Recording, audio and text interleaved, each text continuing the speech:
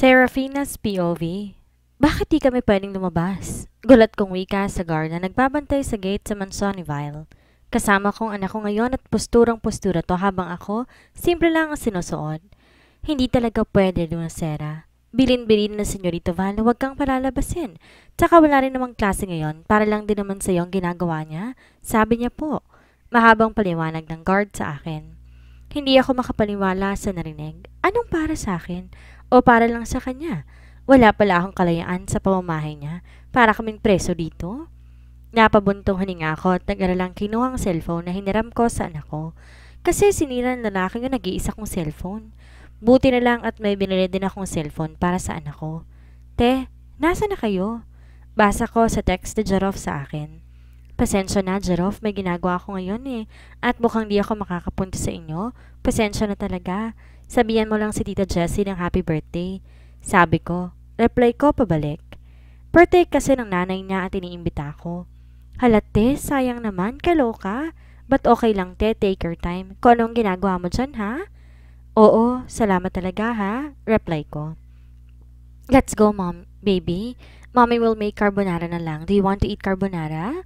Malambing kong usal sa anak ko na seryoso sa binabasa nitong libro. May glasses din to sa mukha. Hindi ako sanay sa anak ko na ganito. Parang may nag-iba na talaga dito. Ilang araw na tong parang may nag-iba. Hindi na to ganun ka-sweet. Habang tumatagal parang na tong si Vile sa ginagawa nito. He became cold and I don't like it. Okay, mom. Anito at sumunod na sa akin, papasok ulit sa mansyon. Nakita ko ang pag-upo ni Wade sa sofa sa sala at nagpatuloy sa pagbabasa ng kung ano. Hinayaan ko na lang at pumunta na sa kusina at nakita ko roon may kanya-kanyang ginagawa ang mga maids. Kaninang umaga ko pa hindi nakakita si Vile. Siguro may lakad to at buti na lang wala ito ngayon dahil masasabunutan ko siya dahil sa ginawa niya sa cellphone ko. Walang hiya talaga siya. Nandoon ang personal information ko, mga parte sa school. Ngayon hindi ko alam kung anong password ng ibang account ko dahil screenshot ko lang ang mga password nun at di ko na maalala.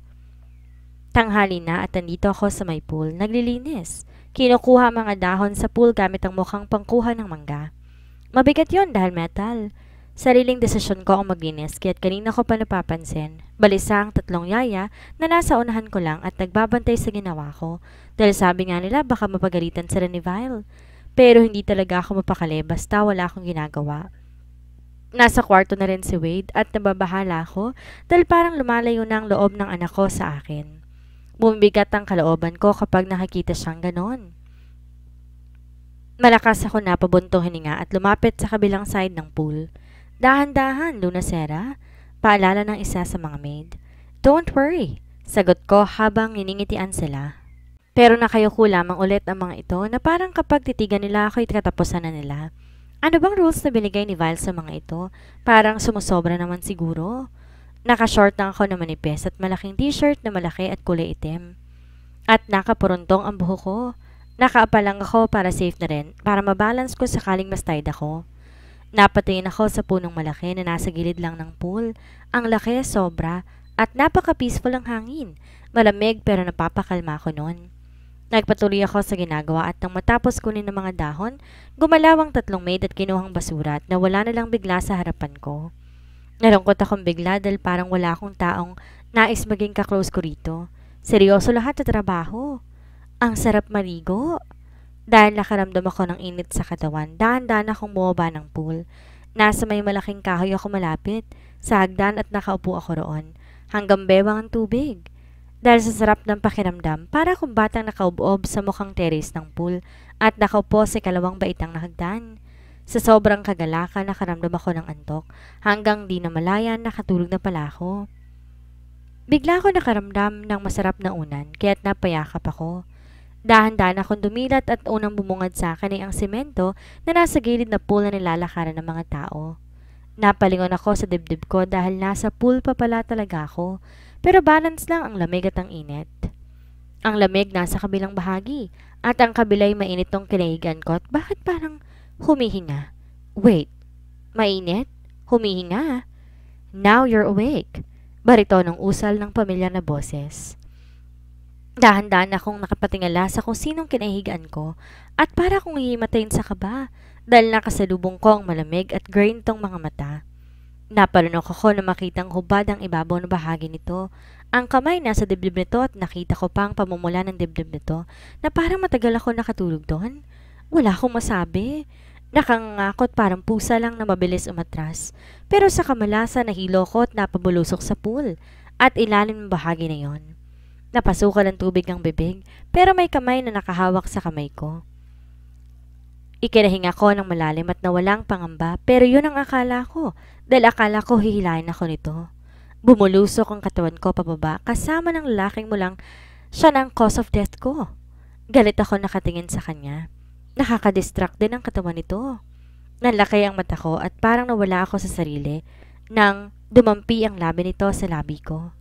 Nagpumiglas ako pero malakas ito at napaungol ako nang maramdaman kong pagkagat ito sa ibabang labi ko na ikinaawang ng bibig ko.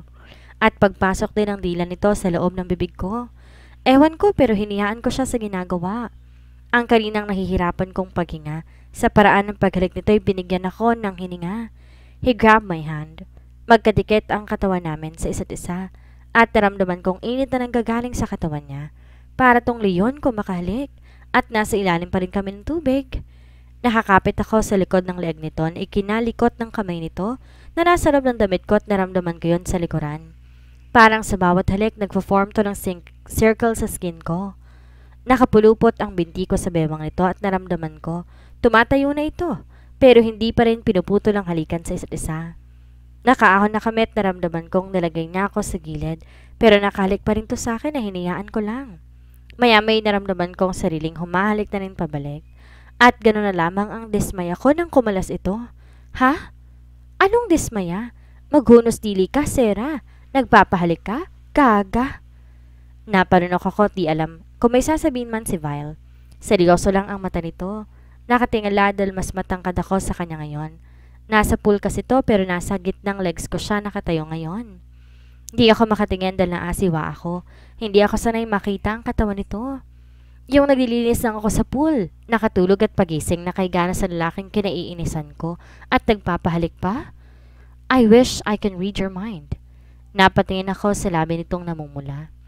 Pitahon mo nga ako? Bastos! Sigaw ko at kumawala sa hawak ito. Tumakbo na papasok sa loob ng manson. Wala akong pake kahit basa ako. Ang tanga ko. Galit ako sa kanya. Naiinis ako. Nalilito ako sa kanya. Pero parang akong malanding babaeng nagpapahalik sa kanya kanina. Gusto kong sumigaw habang sakay sa elevator pero pinipigilan ko ang sarili ko. Para akong bata nagtatago pababa patungo sa kitchen dahil nagugutom na ako. Hapon at mukhang sa mga oras ito'y wala naman na siguro si Vile sa ibaba.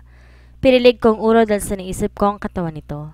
Ang Hindi! Ano ba tong iniisip ko? Oo, maganda ang katawan niya, nakakapaglaway. Pero hindi ako na-attract ha? Sige, lokohin mo pang sarili mo, Sarah. Napabuntong hininga ako nang nasa kitchen na para akong batang umupo sa upuan. Binuksan ang carbonarang luto ko kanina. Kakain na sana ako na may maramdamang isang yabag ng tao at maingay din ang takong ng sandals nito. Babae. Girlfriend ba to ni Vile? Magtatago pa ako?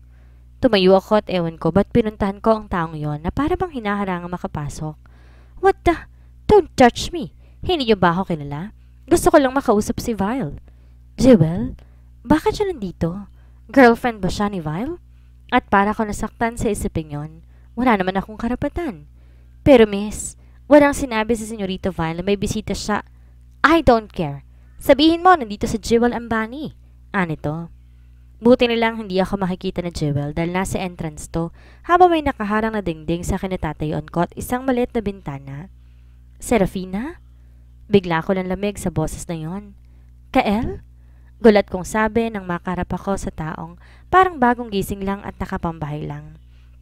Gulat din na makikita ko sa mga mata nito at pinasadaan ako ng tingin sa buong katawan na parang di talaga to naniniwalang nasa harapan niya ako. Sa mukha nito ngayon kahit bagong gising napakagwapo pa rin talaga. Nasa lahi na siguro nila yon ang pagiging gwapo at mestizo. Bakit nakalimutan ko kapatid nga pala to ni Vile? At kahit gusto nitong pumunta sa pamamahay ng kapatid nito ay po pwede. I don't know what to do. Senyorito, pinipigilan namin siyang pumasok pero nagpupumilit siya. Sarah, usal ni Kael. Vile, I want to talk to you. Usal naman ni Jewel. Anong relasyon mo sa kuya ko? Wika ni Kael na kinalingon ko rito at kinataka dahil sa sinabi nito. Ibang Kael ang nakikita ko ngayon. Parang nararamdaman ko si Vile sa kanya. Kill her! Malamig na wika ni Vile na ikinatigalgal ko. Who? What? You can't do this to me, Vile? Sigaw ni Jewel. Nakita ko ang takot ito sa mga mata. At natatakot din ako sa sinabi ni Vile. Seryoso ba to? Kill her while my wife is not around? Pahabol pa nito at nakita ko ang pagkagat ito sa ibabang labi. Pagtingin sa akin at pagtiimbagang nito. Napatras ako dahil parang galit ito. Na naman. Nakita ko pa ang pagtingin nito kay Kael na kung namamatay lang ang tingin, baka lusaw na silang dalawa. Oo, ang sama ng tingin ni Kael at Vile sa isa't isa. Magkapatid pa naman. Tulalaan lang ako sa kanilang dalawa. Habang nag-ieskandalo sa Jewel sa labas. Ako lang bahala sa kanila kapag pinaglalamayan sila. Magtitinda ako sa burol niya. Pero, biro lang. Get her out of here! Poker face na sabi ni Vile sa mga guards na mabilis sumunod at hinila si Jewel palabas. Parang ang pamumutla nito'y nawala dahil hindi naman pala talaga papatayin siya. Nakahinga rin ako na maluwag dahil kahit ganon, stepdaughter pa rin siya ni Daddy. No, Vile. It's very important kahit ngayon lang. Pagmamakaawa ni Jewel na ikinatigil ni Vile sa paglalakad tungo sa gawin namin.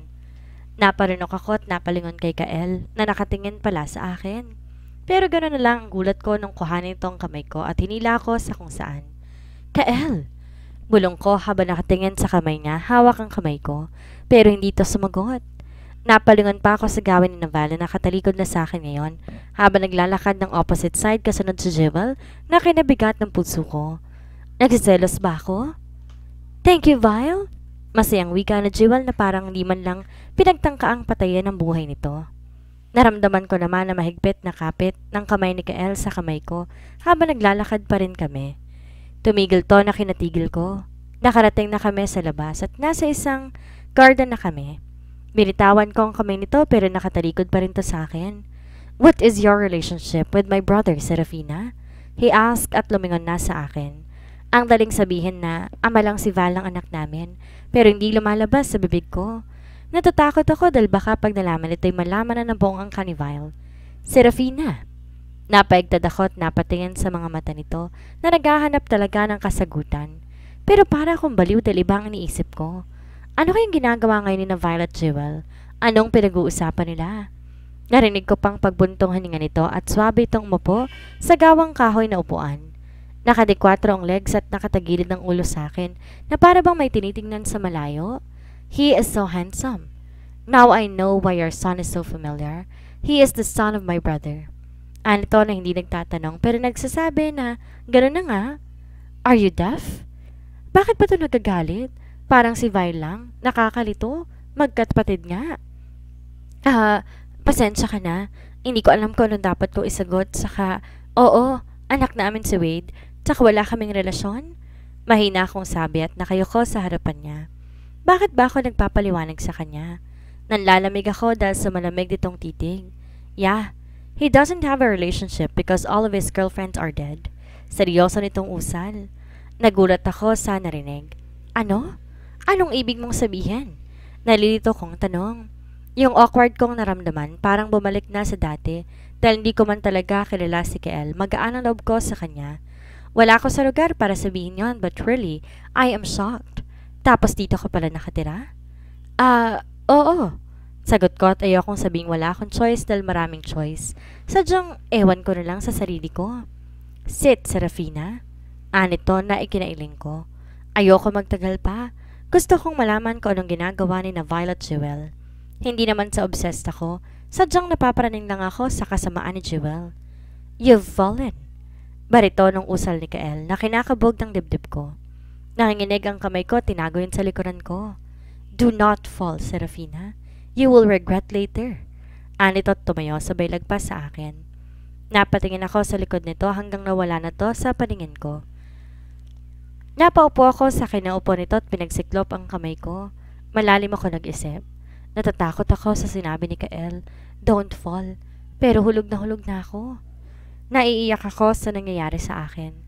Kasalanan mo naman kasi. Ang bilis mong mahulog. Mom, are you crying?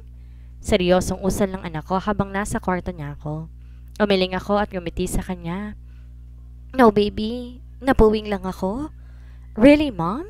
Anitong parang ini-inspection pa ako. Napatingin ako sa anak ko. Ilang araw na bang hindi ko natitigan ang kabuuan nito. Nagulat ako dahil may nag-iba dito. Tumangkad ng ilang dangkal at inosente nitong mata naging malamig.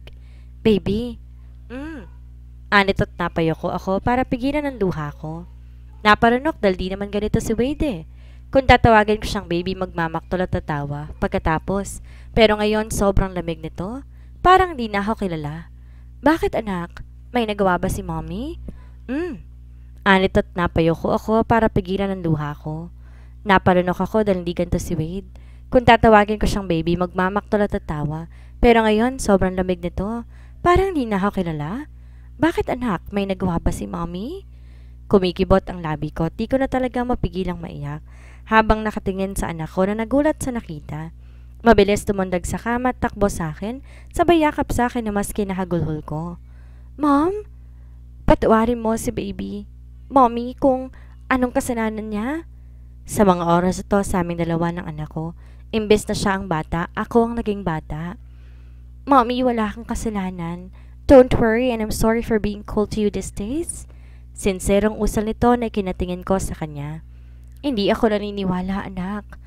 I just miss you, Mom. I know I'm not a baby anymore but I still want you here beside me. Nagtatampo ko kasi minsan mo na lang akong dalawin sa kwarto ko. Every week gagala tayo, babasahin mo ako ng libro bago matulog minsan. Sumisigok pang usal nito na kinatunala ko. Anong klase akong ina? Nakita ko ang pagpahid nito ng luha sa mga mata, pero dito umalis sa hawak ko. Do you know why I read? Read and read? It's because I can't sleep peacefully. Simula nang tumira tayo dito, Mom. Sa pagbabasa ko, ginugol ang atensyon ko to make me sleepy. Parang bata nitong sumbong sa akin ay kinaiyak ko. Niyakap ko to na mahigpit. I'm sorry, baby. I love you. I love you so much. How many days you forgot that, Mommy? Malakas nung umiyak pero yun ang kinangiti ko dahil bumalik ng anak ko. Ayoko talaga sa cold na Wade. Nasasaktan ako. Shh! I'm sorry. Hindi na malilimutan ni Mommy ang I love you, ha? I love you, my handsome baby. Usal ko, tinalikan na noon ito. Napabuntong hininga ko. Bakit hindi ko napapansin yon? Sa tulog ng anak ko sa katawan ko, parang ngayon lang talaga ito nakatulog na hindi nagbabasa na maigi. Gusto ko pagising ng anak ko, ako ang unang makikita niya. Nagtatampo na pala ang anak ko sa akin. Wow! So cool, Tito Kael. Masayang usal ng anak ko na nasa pool, naliligo. You want to try it too? Sagot ni Kael sa anak ko na bibo namang tumango. Napangiti ako dahil masayang anak ko sa ginagawa nito. Naramdaman ko rin bumabalik ng loob nito sa akin. At kahit kanina mga 30 minutes lang silang nagkakilala ni Kael, nagkasundo na mga ito. Maayos lang naman sa akin yun dahil may karapatan namang makilala ng kapatid ni Vile ang anak namin. Luna Sera, tapos na po. Usal ng isang maid na pinagmamarinate ko sa lulutuin kong barbecue mamaya. Sige, maraming salamat ha. Nakangiti kong sagot at nagbaw lang to at umalis na. Pero mga 8 maid ang nakabaw sa gilid ng pintuan palabas ng pool na para bang binabantayan kami. Hindi ko na lamang pinansin pa yon. Napatingin ulit ako sa kanila Kael at Wade. At mabilis na paiwasan tingin dahil bigla hinubad ni Kael ang damit nito. Mabilis akong tumayo. Ewan ko ba hindi talaga ako komportable kapag may nakahubad na lalaki sa harapan ko. I know I must be open-minded, lalo na't matanda na ako, pero di talaga ako sanay eh. Serafina? Bakit? Do you need help? Ay, hindi naman. Kaya ko na rito. Nautal kong sagot at umiwas ng tingin. Naramdaman kong parang sasabog na kami sa isang masamang tingin na nasa bukana ng pintuan papasok ng pool. Naparunok ako at nanlambot ang tuhod ko. Alright. Wika ni Kael na kinahinga ko ng malalim. Napatingin ako sa bukana. Nagtatakang nakatayo lang doon si Vile. Nakabumulsa at umiigting ang panga. Nakakunot noo. Follow me. Anitong hindi ko man marinig ang sabi, nababasa ko ang bibig nito. Pinabantayan ko muna ang barbecue sa mga maids at sinabihan ko muna ang 2 lalaki na nasa pool na aalis akong saglit na kinatangulang ng mga ito. Patungo ako sa sala at nakita ko rin si Vile, prenteng nakaupo. Nanlalamig ako. Bakit, Vile? Dahan-dahan tong tumingin sa akin na ikinanuno ko. Nakita ko pang pagtas ng Adam's apple nito at kung paano nito titigan ng mga mata ko. You are not contented with me. You want also my brother? Para ko nasaktan sa sinabi nito. Anong ibig mong sabihin? Pinipigilan kong inis ko. Sinasabi mo bang nilalandi ko ang kapatid mo at ikaw? Gulat kong sabi. You said that. Anito't hindi ako makapaniwala dahil parang bumaliktad na. Ayoko magalit ngayon. Wala ako sa pamamahay ko kaya't kinalma kong sarili ko. Nagpupuyos ako sa galit dahil pinamukha ba niya sa akin na malandi ako? Alam mo, Vile, kung wala ka ibang sasabihin, babalik na lang ako doon. Para makita ulit ang katawan ng kapatid ko? No fucking way, Serafina. Malamig pa nitong wika. Kung sa tingin mo babalik ako ron dahil sa hubot-tubad na katawan ni Kael, nagkakamali ka. Hindi ako malandi. Sigaw ko pero hindi naman sobrang lakas. Nakakunot ang noon nito at nagiigting ang panga. Nakita ko na lang hinihila niya ako sa isang room. Nakaramdam ako ng galit. Vile, anong ginagawa mo? Kinakabahan ako sa ginagawa nito. Lalaking lalaki nitong nilawagan ang tie sa suot na polo. Naparunok pa ako nang tanggalin ito ang paunang suit na suot at tayong white polo na lang ang natira. Vile? Nahihirapan ako magsalita dahil napatingin ako sa braso nitong ang gandang tingnan dahil sa ugat. Gamit ang kamay nito, tinanggal nito sa pagkakalak ang 3 butones. He seems frustrated. Nakatayo to ng maayos itong buhok kanina. Wala na sa tamang ayos pero nakadagdag iyon sa hotness nito. Hot? Serafina? Vile, nasa labas ang kapatid mo. Ang anak ko, mga Shut up, Serafina. Anitong parang pinakalma ang sarili. Naparanok ako na makita ko ang naked nitong dibdib. Bakit naakit ako noon? Napapikit ako na makorner ako ni Vile sa pintuan. Ang isang kamay nito'y nasa ibabaw ng ulo ko at ang isang kamay na may nakahawak sa chin ko. Pero napahit ako dahil di ko na makontrol pa ang kaba ko. Don't call yourself malandi. You are just misunderstood. What I mean recently? Nito. Dumirat ako at sana hindi ko na lang ginawa dahil ang lapit ng mukha nito sa akin. What do you mean? Ayoko lang na may ibang tinitingnan ka na katawan. Gusto ko sa akin lang. Magsawa ka ngayon sa katawan ko? Nito na ikinalaki ng mga mata ko. Hoy! Baliw! Namumula ko habang nakatingin sa mga mata nitong seryoso. Kapatid mo yon. Tsaka hindi naman kita boyfriend at hindi mo ako girlfriend para magkaganyan ka. Nanlalambot ang tuhod ko at para kong hihimatayin sa sobrang lapit talaga nito. Heaven na ba to? Am I dreaming? Serafina. Bakit? Paos itong wika at napapikit ako nang mas lumapit pa ang mukha nito sa akin. Kung liligawan ba kita, sasagutin mo ko? He said huskily and hoarsely. Wala na. Wala na ako narinig pa kundi ang mabilis lamang na pagtibok ng puso ko.